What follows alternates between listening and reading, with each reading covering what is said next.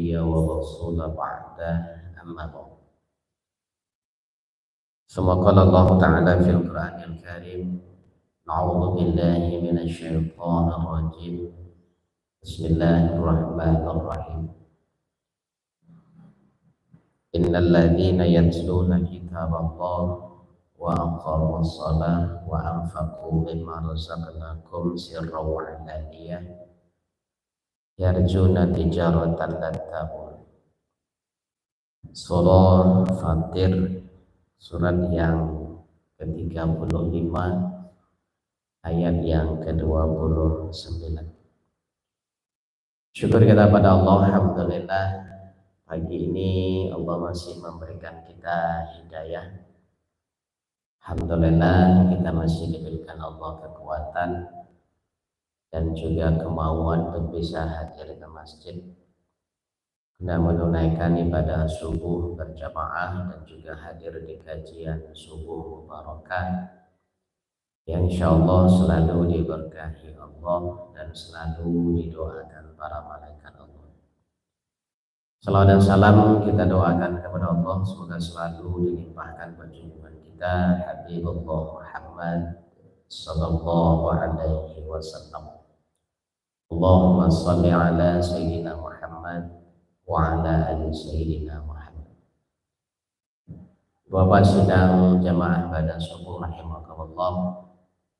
Alhamdulillah pagi ini kita kutip satu ayat di dalam surah Fatir, surat yang ke-35 di ayat yang ke-29. Di sini Allah menceritakan ada 3 amalan yang apabila kita kerjakan ini sama seperti kita berniaga atau berdagang dengan Allah yang keuntungannya tidak akan pernah merugi selamanya, baik di dunia ataupun nanti di akhirat. 3 amalan kata Allah. Jadi selama 3 amalan ini kita lakukan, insya Allah kita tidak akan pernah rugi baik di dunia maupun di akhirat. Apa 3 amalan itu yang dimaksud oleh Allah? Pertama, innal ladzina yatluna kitab Allah, yaitu orang-orang yang selalu membaca kitab Allah. Artinya orang-orang yang selalu baca Quran. Allah dikata yatslu itu menggunakan fi'il mudhari. Artinya fi'il mudhari itu sedang berlangsung dan akan terus berlangsung. Jadi membaca Quran ini diprioritaskan di urutan yang pertama oleh Allah. Kalau Anda ingin rugi selama-lamanya baik di dunia maupun di akhirat, urutan pertama amalan yang mesti kita lakukan adalah baca Quran. Karena baca Quran kok bisa di masa saja, kapan saja. Tidak ada terbatas waktu, tempat, dan keadaan. Kecuali hanya di kamar mandi saja tidak boleh. Selebihnya boleh. Di masa saja wak berada boleh wak baca Quran. Kapanpun waktunya silahkan. Karena membaca Quran kok amalan yang nantinya Allah berikan kesempatan kepada orang-orang yang suka baca Quran itu, rezekinya tidak akan pernah Allah putuskan. Makanya kata Allah tadi, tijaratan lan tabur. Perniagaannya tidak pernah mengenal kata rugi. Jadi orang yang rajin baca Quran sabonyo menggaleh. Galehnya itu tidak akan rugi-rugi. Jadi selama kita baca Quran, makanya kan ada sampai suatu hal yang diingatkan oleh Rasulullah, kalau orang-orang yang berusaha atau berdagang atau berniaga, itu kan ada 2 amalan yang paling dianjurkan itu. Pertama, sholat duha. Sholat duha itu maknanya meminta rezeki ya Allah itu. Kemudian diiringi dengan membaca surah Al-Waqi'ah. Surah Al-Waqi'ah itu artinya mencapai rezeki. Jadi sholat duhanya meminta rezeki, surat Al-Waqiahnya mencapai rezeki. Ini bagi orang yang berniaga atau berusaha atau berdagang atau menggalih istilah wasawan. Rajinlah baca Quran ini. Rajin sholat duha, rajin baca Quran. Karena kata Rasulullah, iqra'u Quran fa innahu ya'ti yaumal qiyamah syafi'an li ashabi. Amalan yang nanti bisa memberikan syafaat kepada kita nanti di akhirat itu salah satunya adalah Al-Quran. Maka kata Nabi, baca terus Quran itu karena nanti Quran itu akan datang di akhirat dan akan mencari para ahlinya. Kemudian akan memberikan syafaat kepada para ahlinya itu.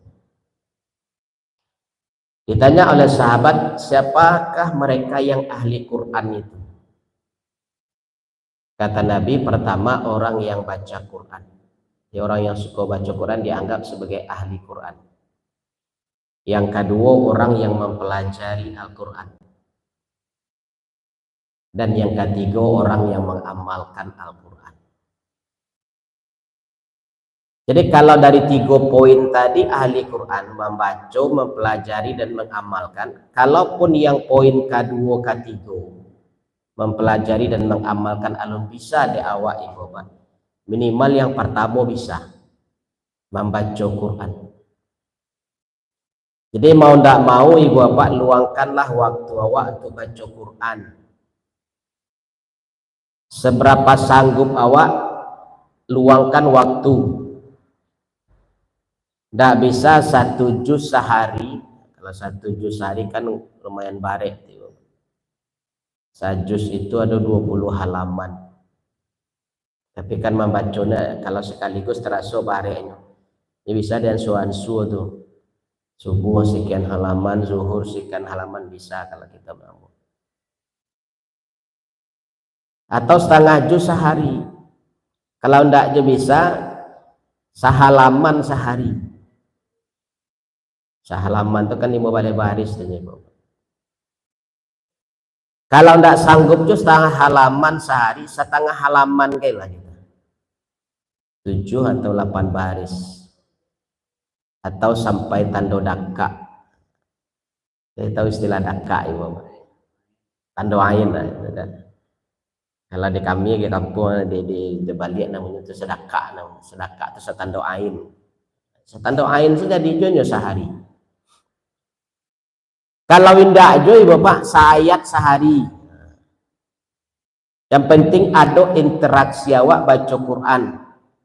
Karena Quran kok selagi awak bertatapan jojoinyo, dibaca jojoinyo walaupun cuma seayat sehari, itu bisa memberikan syafaat ke awak nanti. Tapi kalau sayat sehari tidak jo sanggup, apa istilah ke kantor lurah lipo. Kita sudah keterang tidak mampu nih. Sayat sehari tidak aja tanduk, tidak aja bisa. Kalau tidak sudah keterang tidak mampu selalu. Iya. Karena kalau awak meluangkan waktu walaupun cuma sakete ibu bapak untuk bisa baca Quran walaupun cuma seayat 2 ayat. Bisa setiap hari itu nanti Quran itu akan kenal Jawa. Nyo tahu Jawa kenapa setiap hari basobok Jawa. Tapi kok sekalian tak berantah baca Quran kok bilo nyo tahu Jawa ibu. Coba lawak sama awak sih bapak kalau cuma sekali setahun atau sekali sekian tahun basobok mungkin agak lupa-lupa ingat wak jurang tu. Gitu basobok jurang tu pertama yang kedua setahun sudah tu sobok lo sekali lagi mungkin ketikanya sapo Jawa awak bingung sialah kok Jawa karena jarang-jarang basuh gitu. Tapi kalau awak setiap hari basuh walaupun cuma sabantah sekedar basapo saya matu ayo tuh walaupun kadang saudang sobok jurang tu tiap hari tapi sekedar mangguk saya udah kuat. Tapi kalau tiap hari basobok awak kenal ibu. Ba'a bantuk tubuhnya, ba'a gaya jalannya, ba'a bantuknya dari belakang. Jadi dari jauh pun nampak awak tahu tu Syanu tu. Karena awak tiap hari basobok. Nah, coba ibu bapak bayangkan, nanti di mahsyar itu ada miliaran orang berkumpul di Cik Tampek di satu padang yang disebut dengan mahsyar. Itu dari zaman Nabi Adam sampai nanti hari kiamat itu bara banyak manusia nanti dikumpulkan di situ ibu bapak. Kini yang hidup di dunia, khususnya dari dunia aku kini seluruh dunia itu jumlah penduduk dunia itu di sensus dunia itu tercatat 7 miliar ibu. Jumlah orang yang hidup kini di dunia itu dari sensus penduduk dunia itu tercatat 7 miliar. Nah, coba bayangkan 7 miliar kalau saya berkumpul di padang mahsyar nak tanggung bareknya mencari kawan bisa mencari orang bisa. Tambah dari zaman Nabi Adam sampai nanti hari kiamat kira-kira berapa miliar banyak orang nanti berkumpul di mahsyar. Nah, baca Al-Quran mengenal awak ibu bapak. Kalau tidak setiap hari awak sebut Quran tidak mungkin Quran kenal jawab. Jadi nanti Quran itu akan datang menghadap Allah langsung. Ya Allah, hari ini izinkan saya bermohon mengajukan satu permohonan. Dan semoga engkau kabulkan. Apa itu kejauhan? Izinkan saya hari ini memberikan syafaat kepada para ahli saya. Kenapa kejauhan? Ya karena inyo meluangkan waktunya untuk ambo menahan kantuknya untuk membaca ayat-ayat ambo, bahkan kurang laloknya dek kano membaca ayat-ayat ambo kejauhan Quran. Maka sebagai penghargaan untuk mereka, izinkan saya memberikan syafaat kepada mereka sehingga mereka tidak merasakan panasnya mahsyar ini. Ya silakan kejauhan. Itu Quran itu kan balari itu nanti di mahsyar itu bapak. Baputa-puta di mahsyar itu mencari ahlinya. Begitu basobok dilindungi, begitu basobok diagih palindung. Ibaratnya memayungi awak di mahsyar nanti. Awak tidak tahu kondisi awak nanti di mahsyar apakah selamat atau tidak. Yang jane kata Nabi, manusia akan digiring semuanya ketika dibangkitkan dari kematiannya, digiring ke mahsyar, dan di mahsyar itu cuma tagak selama 50.000 tahun. Dan matahari kata Rasulullah ditarik mendekat ke ubun-ubun manusia sejarak cuma 1 jengkal kurang lebih. Baralah kangeknya tiba. Itu di dalam surat Maryam ayat 85-86 dijelaskan Allah itu nanti di mahsyar itu manusia akan mengalami satu keadaan yang disebut dengan wirda. Wirda itu artinya menahan haus, saking panasnya mahsyar itu menahan haus, saking hausnya dek karyangnya kerongkongan tuh ibu bapak sampai putih liye. Dek menahan haus.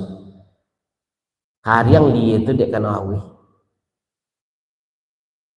Dek karyangnya masih rangkuan itu bapak pacah-pacah badara-dara liye itu sampai putih liye itu. Tapi mereka di situ tidak mati. Coba bayangkan bahagia dan manusia nanti di mahsyar. Nah nanti Quran akan memberikan syafaat ke awak itu, melindungi kepala awak sehingga awak nak merasakan anginnya matahari mahsyar itu. Yang kedua kata Nabi, siapapun di antara kalian, di antara manusia itu kata Rasulullah, yang membaca Quran atau yang menghafal Quran atau yang mempelajari Al-Quran. Jadi kalau bisa jadikanlah anak awak atau cucu awak penghafal Quran ibu bapak. Karena nanti orang-orang yang menjaga Quran, menjaga itu dalam arti apakah selalu membacanya setiap hari atau selalu mengulang-ulang hafalannya setiap hari. Maka nanti orang itu kata Allah akan dimasukkan ke dalam surga lebih dahulu dari yang lain. Kemudian akan membawa ikut serta 10 orang dari keluarganya. Meskipun yang 10 orang itu Allah dipastikan ke masuk neraka. Coba yang kan ibu. Satu orang yang menghafal Quran dari anak awak atau cucu awak pasu jadikannya penghafal Quran. Awak biayainya keluarkan biayanya untuk menghafal Quran. Begitu jadi penghafal Quran nanti ibu bapak, nyokan masuk surga. Kemudian ditanya oleh Allah, bawa 10 orang dari keluargamu untuk ikut masuk kepadamu ke dalam surga, bersamamu ke dalam surga. 10 orang yang ditunjuknya tu, yang disabutnya tu, walaupun nyolah dimasukkan ke neraka, Allah keluarkan balik, Allah hantar ke surga. Kira-kira kalau 10 orang siapa kalau dari antara cucu awak atau anak awak yang menjadi penghafal Quran, siapa kira yang pertama ke dimbaunya tiba. Kalau jalan 2 orang tuanya dulu, ayah ibu ambo selamaian ikut masuk surga semua ambo. Dikaluan tu kalau orang tuanya masuk neraka, dikaluarkan oleh Allah tu. Sialai 2 kakek nenek ambo je masuk tu lah berampe 6 lagi sia kata Allah. Siapa kira lagi bawa kakaknya, adiknya tu pasti kena diselamatkannya tu. Gurunya, guru yang membimbingnya baca Quran tu kan diselamatkannya. Jadi kalau awak kini kau tidak bisa menjadi penghafal Quran, dan kalaupun membaca Quran lebih banyak gagoknya pada lancarnya ibu bapak. Karena kini kau celiak keadaan mata kalau kabur-kabur tarang kau banyak kaburnya pada tarangnya gini. Nah, sehingga baru sih kan buka Quran yang mata kalau banyak bagi kijok daripada menyalang. Kalau bisa ibu bapak, kau di anak mungkin tidak ada yang menjadi penghafal Quran, yang bisa menghafal Quran karena dia lata lonsong dulu. Akhirnya usahakanlah dari cucu awak tu lah ibu bapak. Arahkan cucu awak tu kecek ke anak tu, masukkanlah anak tu cucu ambo tu menjadi orang-orang yang suka menghafal Quran. Nah, ada biaya ada, kalau perlu dibantu dia ibu bapak. Karena kan menyelamatkan awak nanti. Karena itu prioritas yang Allah berikan bagi orang-orang yang menghafal Quran. Kalau cucu penghafal Quran tu disuruh masuk kalau masuk ke surga penghafal Quran. Bawa 10 orang, sesian 10 orang tu. Itulah disabutnya bukan tu Pak Syanu tu. Orang tua ambo, ayah ambo, ibu ambo, kakek ambo, nenek ambo, kakak ambo, adik ambo, sabutnya sadunya tu. Masuk tu ibu bapak. Jadi kalau awak mungkin dalam masalah Al-Quran agak kurang-kurang kini ke bapak, jadikanlah cucu. Kalau dari ketek-ketek pun jadi latih insyaallah ibu bapak. Kalau ketek-ketek tu hafalannya masih barasi atau masih tajam. Kalau awak gini kok ya agak banyak memadanya utaknya. Cik dia hafal 2 hilang. 2 hafal sampai hilang. Kalau 82 kali pangan lah ibu. Ya. Lah banyak madanya kalau tiba di bulan tiba di India mantunnya balik nama lakiknya kepada India tu. Kalau anak ketek kok kalau menghafal tu bapak sama bantu batu gadon ke lumpur laki langsung ibu bapak. Kalau awak bantu batu digadon ke dinding, membaliknya kadang tiba di kepala awak baliknya. Nonong awak dia. Agak barik kalau awak menghafal Quran ibu bapak. Lama dia awak maka kah hafal. Kadang hafal pagi ke beko siang hilang lenya balik tu. Diulang lo siang ke balik hafal, malam hilang lenya balik tu. Jadi kalau diri awak mungkinlah barik untuk menjadi penghafal Quran. Nah kini jadikanlah anak atau cucu awak, jadikanlah mereka penghafal Quran supaya bisa menyelamatkan awak di akhirat. Karena mereka Allah berikan prioritas bagi yang menghafal Quran itu untuk menyelamatkan keluarganya 10 orang dari neraka. Suruh bawa dah tu. Bawa 10 orang di antara kalian yang bisa untuk ikut masuk ke dalam surga. Walaupun yang 10 itu, dari yang 10 itu ada beberapa orang yang lah dipastikan ke masuk neraka, itu Allah berikan pengampunan, Allah tarik masuk ke surga semua penghafal Quran. Atau makanya banyak orang ini termotivasi untuk menjadikan anak atau cucunya penghafal Quran. Ya, kalaupun hafal 30 juz tidak masalah di bapak, tapi ada enggak 1, 2 atau 5 juz lakik di kepalanya, dan itu diulang-ulangnya itu akan menjadi penghafal namanya. Jadi itu perniagaan yang tidak akan pernah rugi. Nah, awak mungkin tidak bisa, tapi anak cucu awak bisa menyelamatkan awak dengan Al-Quran tadi. Tidak rugi awak jadinya. Aturannya awak masuk neraka diselamatkan dari anak awak yang atau cucu awak yang menjadi penghafal. Yang kedua kata Allah, amalan yang tidak akan merugi sampai akhirat itu adalah wa aqamas shalah, mendirikan sholat. Dia sholat ke tiangnya ke bapak. Kalaulah sholat ko yang ndak aduh akan bisa awak diselamatkan tuh. Karena sholat yang pertama kali dihisap. Begitu awak meninggal, nanti dibangkitkan dari kematian, yang pertama kali dihisap Allah tuh sholat. Karena sholat kok satu-satunya ibadah yang diturunkan Allah bukan melalui perantara malaikat. Kalau yang lain tuh melalui perantara malaikat, ibu. Sholat tahajud melalui perantara malaikat, puasa melalui perantara malaikat, wahyu diturunkan Allah. Zakat, haji, umroh, sedekah dan segala macam itu wahyunya diturunkan Allah melalui malaikat. Tapi ketika perintah untuk sholat, apa kece Allah ke malaikat? Tidak usah engkau sampaikan perintahku, tapi tolong bawa Muhammad kemari. Jadi Rasulullah dibawa oleh malaikat untuk menghadap Allah untuk menerima perintah langsung sholat. Itu makanya sholat kok berbeda dari ibadah yang lain. Makanya orang kalaulah meninggalkan sholat, alamat akan selamat di dunia di akhirat ini. Dan Allah paling benci dengan orang yang dikatakan Nabi nanti di akhirat ada satu golongan manusia yang Allah tidak akan pernah melihatnya di akhirat. Jangan mendakeknya lewat senyo Allah nak kan yo mencalinya lengah habihan ya Allah. Siapa golongan itu wahai Rasulullah? Kata sahabat, orang miskin yang sombong. Orang miskin yang sombong. Siapa orang miskin yang sombong itu kata Nabi? Allah miskin tidak kena mau sholat. Itu orang miskin yang paling sombong. Allah miskin tidak lo sholat. Itu nakkan Allah cadik nanti di akhirat. Datang bananya nanti menghadap Allah, nakkan diacuhan ya Allah. Mancalik Allah kanyo nak niyo do ya. Barang tu berang Allah kanyo itu. Allah tuh maha pengampun, tapi kalau ketika orang-orang yang tidak sholat tuh susah untuk diberikan pengampunan karena itu perintah yang istimewa itu. Tidak sama dengan perintah-perintah yang lain. Makanya kata Nabi, Allah nanti tidak akan memandang siapapun di antara mereka yang miskin tapi sombong.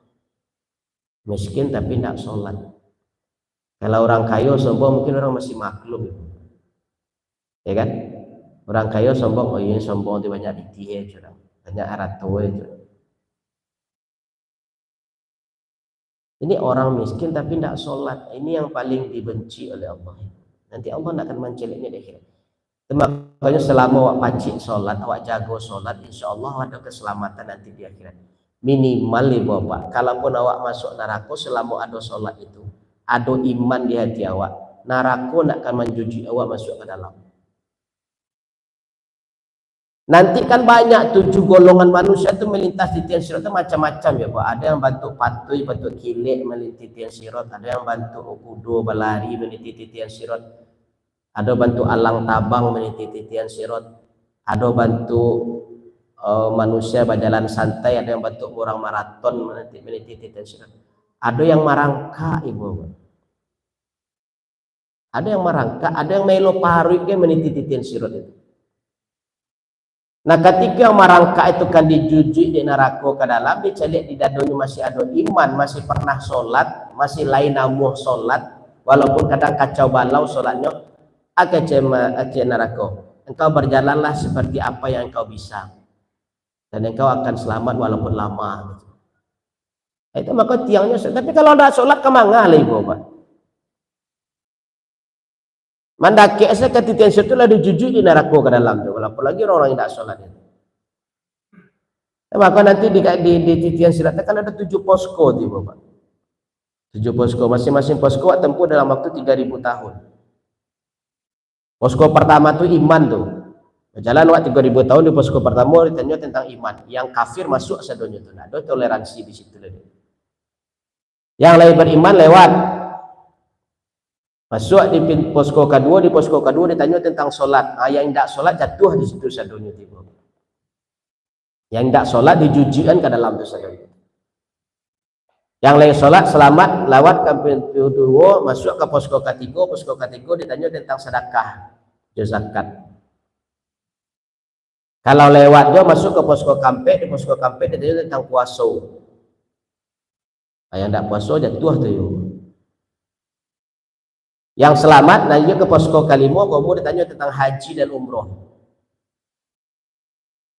Bagi yang lah haji dan umroh selamat, atau belum haji tapi lah umroh selamat itu. Kalau alun keduanya pak, carilah amalan yang pahalanya setara dengan haji dan umroh. Kira-kira ibu bapak, sholat sunat isyraq atau syuruk. Siapapun yang sholat subuhnya berjamaah di masjid, kata Nabi, tidak meninggalkan masjid sampai masuknya waktu syuruk, kemudian dia sholat sunat isyraq 2 rakaat, maka pahalanya setara dengan haji dan umroh. Kalau nak sanggup pai haji jepiti awak, nak sanggup pai umroh nak depiti, minimal carilah amalan yang pahalanya setara dengan haji dan umroh. Minimal awak akan selamat di posko yang ke-6, yang ke-5 itu. Haji dan umroh. Kalau ndak, ada yang paling ringan mana yang setara dengan haji dan umroh. Kalau itu kecil Nabi bacalah bacaan tawaf. Subhanallah walhamdulillah wala ilaha illallah wallahu akbar. Baca itu 3 kali kalau pahalanya sama ibu bapak haji dan umroh kalalo. Karena ada amalan yang setara pahala dengan itu. Itu tujuannya untuk menyelamatkan kita yang tidak sanggup untuk haji, tidak sanggup untuk umroh secara fisik. Tapi ada amalan yang agak barek itu suruk. Yang paling ringan bacaan tawaf kalalo. Kalalo nak jatuh taluk baca itu lain. Nah, jatuhlah besok di posko ke-5 itu lain. Itu amalan yang paling ringan yang pahalanya setara dengan haji dan umroh. Kalau lewat posko ke-6 wudhu dan jinabat, dia sempurna wudhu awak, dia sempurna mandi jinabat awak. Nah baru di posko yang ke-7 silaturahim. Itu yang paling banyak besok jatuh. Posko silaturahim. Kata Rasulullah, umatku paling banyak jatuh nanti di posko silaturahim. Semayang ado, puasa lai, zakat sedekah lai, haji umroh lai, wudhu sempurna, tapi tak baik loan silaturahim, jatuh aja nyonya ibu. Alai maka paling terakhir letaknya, karena itu paling barek. Awak solat tak barek ke awak kadang-kadang solat tak barek, puasa tak barek, bahkan puasa sunnah rajin tu bersedekah tiap sebentar. Tapi dia tak baik loan ke ibu banyak jujur di neraka ke dalam hadiahnya. Itu makanya paling terakhir itu posko silaturahim. Di selama dia hubungannya tidak baik, maka selama dia sholat dan segala macam tidak ada artinya. Itu bareknya silaturahim. Itu makanya sholat itu amalan yang diprioritaskan Allah untuk pertama kali dihisab. Kenapa? Karena sholat itu perintahnya berbeda dari yang lain. Kalau yang lain perintahnya diturunkan melalui Jibril, kalau sholat langsung Rasulullah yang mencapai di hadapan Allah. Maka agak berbeda sholat kedua.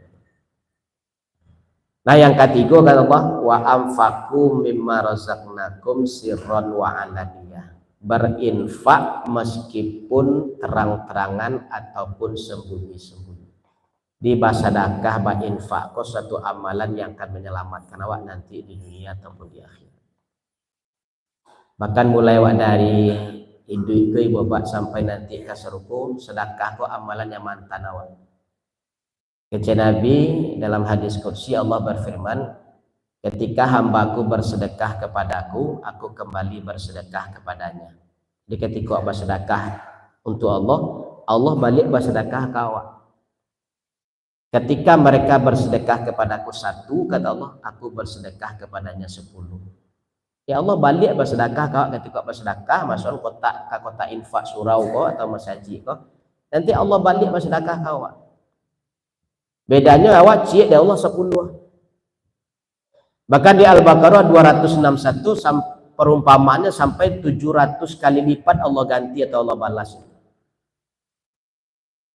Kemudian ketika sakarat, kata Nabi, orang yang rajin bersedekah akan terhindar dari kematian yang buruk. Orang yang rajin bersedekah akan terhindar dari kematian yang buruk. Dia artinya orang yang rajin bersedekah itu matinya husnul khotimah.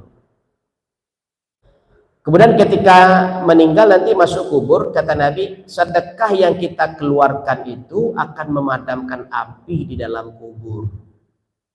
Di orang yang rajin bersedekah kuburannya ndak angin. Tapi kalau baretong sedekah pidik bersedekah angin kuburan itu. Kemudian sedekah itu akan mengantarkan manusia mempermudah meniti titian sirat dan diantarkan di hadapan pintu surga. Nah, dari 8 pintu surga itu kece Nabi ada salah satu pintu surga yang disebut dengan pintu sedekah. Dia awak bisa masuk dari jalur sedekah ke sarupu. Di waktu itu awak dimudahkan rasa kiawa dari Allah, sakit bersedekah dilipat gandakan pahalanya dari Allah, balasannya dari Allah. Nanti meninggal awak husnul khotimah, dikubur nanti ndak ange, di titian sirat awak dipamudah. Karena itu di bawah saulah untuk bersedekah walaupun cuma sakete, tidak masalah. Terutama ibu bapak bersedekah di waktu subuh. Karena kata Rasulullah, setiap waktu subuh masuk, setiap fajar masuk, masuknya waktu subuh tadi, ada 2 malaikat yang selalu berdoa. Doa malaikat yang pertama ibu bapak, Allahumma a'timun fikon kholafan. Ya Allah, tambah dan lipat gandakanlah rezeki orang yang berinfak di jalanmu. Itu malaikat pertama berdoa di waktu subuh masuk tadi itu. Malaikat kedua berdoa loh, Allahumma a'timun sikan talafan. Ya Allah, ambil dan cabut kembali nikmatmu bagi yang tidak berinfak. Jadi makanya kalau bisa subuh tuh siso-siso belanja di lapau atau di minimarket itu masukan kauncang di bapak setiap subuh tuh. Tapi kota rancak aja atau kota-kota ala lantannya sampai lado tuh. Jadi waktu pergi masaji elo tuh. Kau 1.000, kau 2.000 lantan di situ.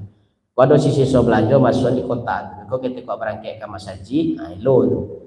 Para dapet sih dia 2 bau, nanti boleh masaji masukkan ke kota infak. Setiap subuh. Orang yang menjago sedekah subuh itu rasakinya akan beranti-ranti gitu. Subuh lah. Dan sekali 2 kali saya. Setiap awak pai berangkat sholat subuh, usahakan buat sedekah. Apalagi bagi awak yang manggaleh bau sawo ibu bapak, usahakan subuh jangan sampai absen bersedekah. Oh kalau awak sedang halangan bahas tadi ya masuk ambil kotak di rumah tu, kotak infak subuh selama haid masukkan situ. Awak kan bisa ke surau dah, bisa ke masjid dah, karena ada halangan haid masukkan situ. Beko ketika lah berasia lo kau pergi ke masjid balik buka kotak tu masukkan leh tu masjid. Atau kalau ada orang datang minta sedekah di rumah tu buka kotak tu bagian kayak banyak jalannya untuk bisa bersedekah subuh ibu. Kalau sedekah subuh itu didoakan malaikat. Satu-satunya waktu bersedekah yang selalu didoakan malaikat cuma waktu subuh. Selebihnya enggak. Makanya bersedekah subuh itu satu keistimewaan dan amalannya pun disaksikan oleh para malaikat. Makanya jangan lewatkan bersedekah subuh gitu. Atau makanya orang-orang yang bersedekah itu bapak nanti rezekinya tidak akan Allah putuskan. Bahkan kata Allah, dia sama seperti orang yang berdagang kepada Allah dan keuntungannya tidak akan pernah merasakan rugi sedikit. Dunianya mau untung, akhirat apalagi. Nah, itu 3 amalan itu bapak. Baca Quran, nah dimulai gini pasanglah target barat alo, kok sedekah jadi 2, kok ayat jadi 2 sehari. Yang penting ada setiap hari baca Quran. Kalau bisa anak cucu awak, suruhlah menjadi orang-orang yang menghafal Quran. Kalau bisa nanti ibu bapak salah satu program di masjid awak kok, nah, bukalah nanti kelas tahfiz di Quran itu. Nah, carikan gurunya, kalau perlu carikan donaturnya untuk menggaji gurunya. Jadi anak-anak awak kalau bisa ikut tahfiz di masjid kok gratis kan ibu.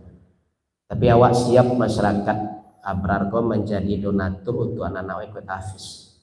Karena mungkin dari sekian banyak yang mampu, mungkin banyak yang tidak mampu ibu bapak. Tapi dia ingin anaknya menjadi tahfiz tapi kemampuan tidak ada. Nah, kalau bisa programkanlah itu nanti di masjid awal. Buka kelas tahfiz Quran, carikan gurunya, siap untuk awak gaji dari jamaah Masjid Abrar.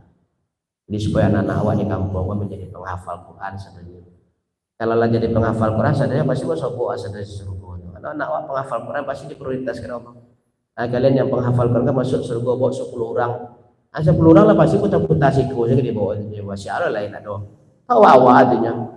Amma itu juga baru lah, anak itu juga baru lah, nenek itu juga baru lah, amma itu juga baru lah, itu juga baru lah. Awak betul-betul pun dia putar-putar badan berangin saja itu nih bapak. Selama sudah jadi sekarang berat bapak. Mereka berusaha lah ya bapak. Programkan Iko dalam jangka panjang nanti awak akan menjadikan Abrako sebagai salah satu pusat tahfiz Quran kalau bisa. Itu harus dirancang dari kini bapak. Kalau ada program itu tidak bisa. Nah terakhir jago. Sholat itu kemudian selalulah berinfak, terutama infak di setiap subuh. Baik ibu bapak, ini sekedar mengingatkan, mudah-mudahan ada manfaatnya. Kita tutup dengan doa kafaratul majlis. Subhanaka Allahumma rabbana wa bihamdika. Ambo tanya, apa itu benar atau tidak? Itu kalau orang bahwa berimpak lebih baik makanan daripada uang, ya enggak? Jadi kita kan di sini pada hari Jumat kan memberi makan orang salat Jumat. Jadi kita banyak yang mengusul kepada saya supaya dibuka kota impak barakah Jumat itu. Ada banyak menyaran tapi yang itu menurut ayang. Jadi kita kecil Nabi bapak. Sebaik-baik sedekah adalah dalam bentuk makan. Satu potong kurma yang engkau berikan kepada saudaramu akan Allah tutup neraka untukmu. Nah, sakarek kurma. Kalau awak kan kurma nak ada dari bapak. Awak mungkin roti atau bakwan. Nah, sakarek bakwan wagen ke orang lah ditutup neraka untuk awak. Jadi kata Nabi sebaik-baik sedekah dalam bentuk makan. Maka dalam bentuk makan nih bapak. Tanpa wak sadari sedekah dalam bentuk makan itu akan menjadi sedekah jariyah. Misalnya awak agih di Jumat itu sabungkui nasi. Sabungkui nasi itu dimakan di orang. Jadi darah daging lah ibu.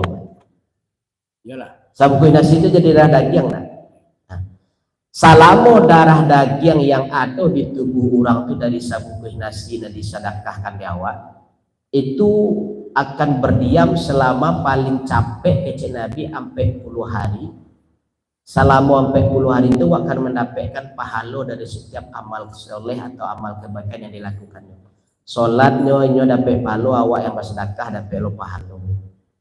Mengajinya awak dapat pahala, nyo dapat pahala. Tanpa Allah kurangi pahala ini. Selama 40 hari itu akan menerima pahala dari kebaikan orang. Apakah tepat sasaran? Karena tidak ada orang tidak mampu di situ dapat. Karena kecil Nabi sebaik-baik sedekah berikan kepada orang yang bertakwa. Itu tidak dicari oleh Nabi apakah mampu atau tidak mampu, tidak peduli. Karena dalam bentuk makanan kita berikan kepada siapa saja. Oh ada misalnya kepala cabang bank sholat di Siko. Atau model hari pertama itu ada Pak Wali Kota sholat di Siko. Hanya pas sedekah agak 500.000. Awak yang bagi sumbangan nasi itu dapat itu pahala sedekah 500.000 tu. Abi lo awak ke sedekah 500.000. Ini berapapun nilai sedekah orang itu, jadi walaupun orang kaya lagi nasi sabungkui, makan, awak yang ikut menyumbang itu dapat pahala dari ibadah yang dilakukan di orang. Maka kata Nabi sebaik-baik sedekah berikan kepada orang yang bertakwa dan sebaik-baik menerima sedekah terima dari orang yang bertakwa. Orang pergi sholat itu kan orang elok sedekah orang beribadah. Ini kalau bisa lanjutkan tadi bapak. Bapak jangan ngengek cayam lo sebulan 2 bulan saya ngengek itu hano selai. Kalau bisa ya tarian banyak jamaah menyarankan bobo kalau kita pak. Boleh, tidak masalah. Boleh. Bukan diharuskan ya. Nggak harus diharuskan pun nggak masalah. Jadi kotak tuh kalau bisa jangan di setiap Jumat sejalannya. Kami sudah pasang di Nah, boleh letak di luar di KBN atau di buku. permanen. Ya. Untuk subuh apa untuk Jumat berkah boleh, nggak masalah. Ya, supaya sedekah awakku bernilai. Kadang-kadang ibu bapak ambo mendengar di masjid itu diumumkan ada diumumkan di masjid Jumat itu infak masjid 80 juta. Kama apa piti itu orang Yahudi nggak kayu nyo bang itu dimasuk piti kabang itu orang Yahudi nggak kayu nih bapak. Putar-putar nih piti awaknya riba kan gitu kan. Awak ada apa-apa lagi kan banyak di masyarakat orang miskin. Bantulah. Keluarkan infak masjid itu bantu masyarakat yang butuh modal, bantu masyarakat yang butuh alat-alat untuk menggali, untuk bau saut atau apa. Kemando-andoan seperti itu diumumkan infak masjid terkumpul 180 juta, anak yatim 80 juta, anak yatim ada tidak sekolah, ada tidak makan. Kalau Allah jadi masjid nanti bapak awak tadi minggu ada kota infak anak yatim. Kalau maralu setiap bulan bagikan langsung ke anak yatim itu. Karena butuh buku, butuh ongkos pergi sekolah. Yang paralu itu ongkos dia. Bagikan kalau perlu tiap bulan. Barang dapat infak sebulan tu bagikan barang orang yatim. Dia dapat 30.000 serang tak masalah. Satu tolong dia ongkosnya tiap bulan. Kau bawa param-param betina yatim sampai 80 juta. Tu guna piti disimpan-simpan nih bawa. Iya. Kalau dapat awak masjid abrar kau jangan sampai banyak-banyak infak tu bagikan lah. Dapat infak anak yatim kau setiap bulan nol gitu. Habisnya langsung.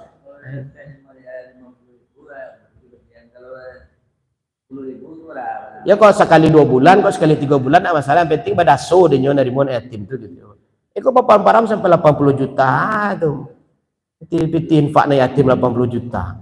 Habis kok dirayu-rayu dibagikan 20.000 seorang. Alah sekali setahun dia 20.000 lu dapat. Kenapa infak masjid kok nol kan Bapak? Ada masyarakat tidak mampu bantu. Itu gunanya infak masjid itu. Jadi tidak disimpan-simpan dari bawah. Tidak di pembangunan masjid fisik sudah, pembangunan mental masyarakat yang perlu dari infak. Nah, dilanjutkanlah Meten. Biarlah kata infak. Jadi kalau itu ialah kami lakukanlah itu. Ya. Kalau kesepakatan jamaah itu. Insya Allah itu jamaah pasti banyak baik. mana tanya ke Ya. Itu paling rancak tuh, sedekah dalam bentuk makan. Tentu kami meminta yang bagi penjelasan. Ya, insya Allah. Terima kasih ya. Ya, bisa tinggal di WA selain. Ya. Baik Ibu Bapak, kita cukupkan, kita tutup dengan doa kafaratul majlis. Subhanaka Allahumma rabbana wa bihamdika asyhadu an la ilaha illa anta astaghfiruka wa atubu ilaik. Billahi taufiq wal hidayah. Assalamualaikum warahmatullahi wabarakatuh. Waalaikumsalam warahmatullahi wabarakatuh.